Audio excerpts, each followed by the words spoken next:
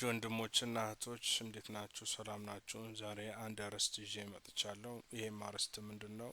ዞዲያክ ሳይን ወይም አስትሮሎጂ፣ ኤሮስኮፒ፣ ኒሞሮሎጂ፣ መዳፍ ማንበብ እናም እንዲሁን የመሳሰሉ ተግባራቶችን በተመለከተ ነው። እንግዲህ እነዚህ ተግባራቶች በመጀመሪያ ደረጃ ልንገነዘበው የሚገባው ሰይጣናዊ የሆኑ ተግባራቶች ናቸው። እንደ አይነት ተግባር እያረጋችሁ ከሆነ እንደ አይነት ምልክቶችን የምትከተሉ ከሆነ ሰይጣናዊ ልምምድ ውስጥ እንዳላችሁ መገንዘብ ይገባል። ምክንያቱም ይሄ ፈጽሞ ከወንጌል ጋር በተቃራኒ ያለ የህይወት መንገድ ነው። ምክንያቱም እኛ እጣ ፈንታችን አልተቆረጠም፣ ባህሪያችንም እዛው ቆሞ የሚቀር አይደለም። እንግዲህ ወንጌል እኛ ከኃጢአት ወደ ጽድቅ እንዲሁም ወደ ቅድስና የምንከብርበት ህይወት፣ ከጨለማ ወደ ብርሃን የምንመጣበት፣ ከሞት ወደ ህይወት የምንመጣበት ህይወት ነው ወንጌል እንጂ ኦሬዲ ተስፋ እንደሌለን ሁሉ ነገር በጣፋንታችን ያለቀለት ጉዳይ አይደለም። እነዚህ የዞዲያክ ሳይኖች እና አስትሮሎጂ በተመለከተ እንግዲህ የሚነግሩን ነገር እኛ ጣፋንታችንን ይነግሩናል፣ ስለ ባህሪያችን ማንነትም ይነግሩናል። ይሄም ደግሞ ትክክል እንዳልሆነ መገንዘብ ይገባል።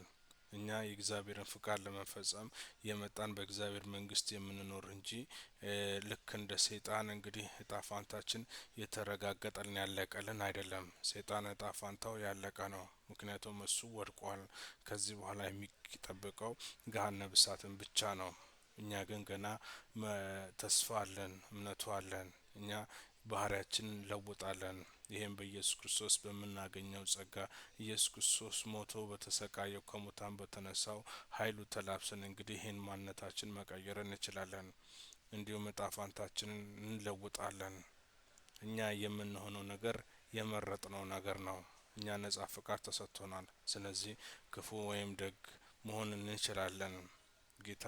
ጌታ እንግዲህ በመጽሐፈ ሲራክ ሲናገር በፊት ውሃም እሳትም አቅርብ ያለው፣ ስለዚህ እጅን ወደ ፈለከው መስደድ ይለናል። ስለዚህ እኛ ወደ ፈለግነው መስደድ የኛ ፋንታ ነው እንጂ እኛ ያለቀን ዲዛይን ያለቀ ህንጻ አይደለንም። እናም ይሄንን ልንገነዘብ ይገባል። ኒውሞሮሎጂም ቢሆን ይሄ በቁጥር በእድል ቁጥር ላይ የማመን ጉዳይ ነው። ለምሳሌ 7 ቁጥር እኔ እንደ እድል ቁጥር በውስጥ 7 ደቂቃ ቢሆን ወይ 7 ሰዓት ቢሆን ወይ ቀኑ 7 ቢሆን አይዶን ነው፣ ብቻ ከዚህ ከ7 ጋር የተያያዘ ነገሮች ሁሉ እንደ እድል እንደሚሳካልኝ አድርጌ ልቆጥር እችላለሁ። ያ ደግሞ አይደለም።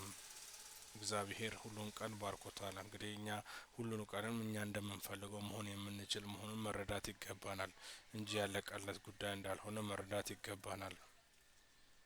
ህይወታችንን መለወጥ እንደምንችል መረዳት አለብን። መዳፍ የምታስነብቡ ደግሞ እንግዲህ መዳፋችሁ ላይ ምንም የተጻፈ ነገር የለም።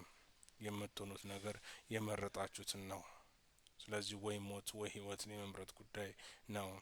ይሄ ማንነታችን ሁሉ ነገራችን የሚታወቀው ከሞትን በኋላ ነው። ይሄን ደግሞ እያረጋገጥን በህይወት ላይ ነው የምንሄደው። እናም ሁሉ ጊዜ ልንረዳው የሚገባል ይሄ የሰይጣን የማታለያ መንገድ ነው። ምክንያቱም ሰው ልጅ ስለ ወደፊቱ ማወቅ ይፈልጋል።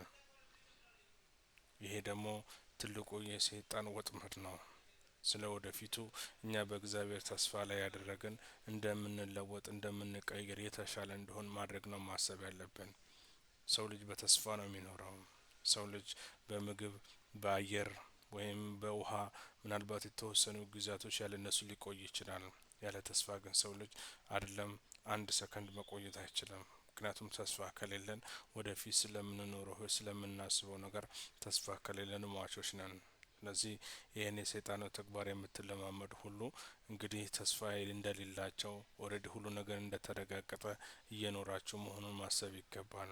ስለዚህ ህይወታችሁ የሞት ህይወት ነው የሚሆነው ማለት ነው። እኛ ነገን እኮ ናፍቀናት ነው የምንኖረው። ነገን እኮ እግዚአብሔርን ተስፋ አድርገን ነው የምንኖረው። ነገ ይለወጣል፣ የተሻለ ነገር ይሆናል ብለን እንኖራለን። ዛሬ ከነገ ይሻላል ብለን እንኖራለን። ይሄ የህይወታችን ሚስጥር ነው። እግዚአብሔር ነገን ሚስጥር አርግቶታል። ስለዚህ ዛሬን ነው መኖር ያለብን። በዛሬ ነው መደሰት ያለብን። ዛሬ እግዚአብሔርን ነው የምናመሰግነው። ስለ ወደፊቱ እንግዲህ እግዚአብሔር ተስፋ በማድረግ እነሱ ጥለን ነው የምናልፈው እንጂ ነገ ስለምንሆነው ነገር አናቅም።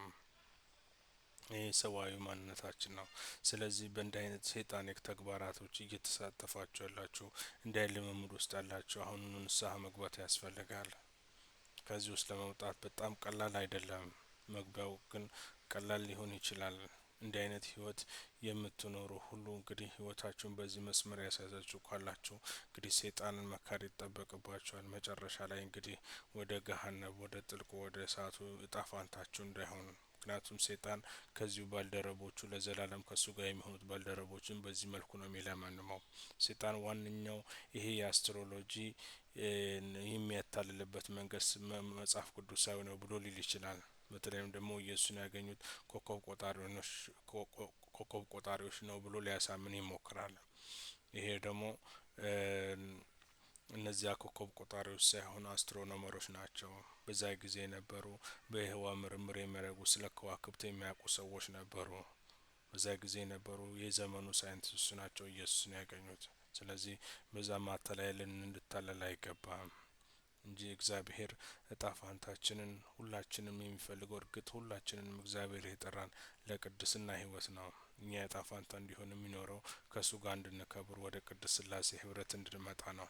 ስለዚህ እኛ ሁላችንም አሁንም ቢሆንም ከእንዲህ አይነት ተግባር የሚሳተፍ ወዳጅም ጓደኛም ካለን ልናስጠነቅቀው ይገባል። እኛም እንዲህ አይነት ከአሁን በፊት አርግተን ሳናቅም አውቀን ቢሆንም ወደ ንስሐ መምጣት ይገባል። ይህ ህይወት ውስጥ የሚሳተፍ እንዲህ አይነት ሰይጣን ተግባር የሚለማመድ ሰው እረፍት አይኖረውም። ሁል ጊዜ ስለ ነገው ያስፈራዋል እንጂ በእግዚአብሔር ላይ ተማምኖ አያርፍም። ስለዚህ እረፍት የሌለው ህይወት ውስጥ እንዳትገቡ ተጠንቀቁ። ሌሎችንም አስጠንቅቁ። እንግዲህ ንስሐ እንድትገቡ ለማስጠንቀቅ ያህል ነው። የበለጠ በዚህ ላይ ትምህርት ለመስጠት እሞክራለሁ። አመሰግናለሁ።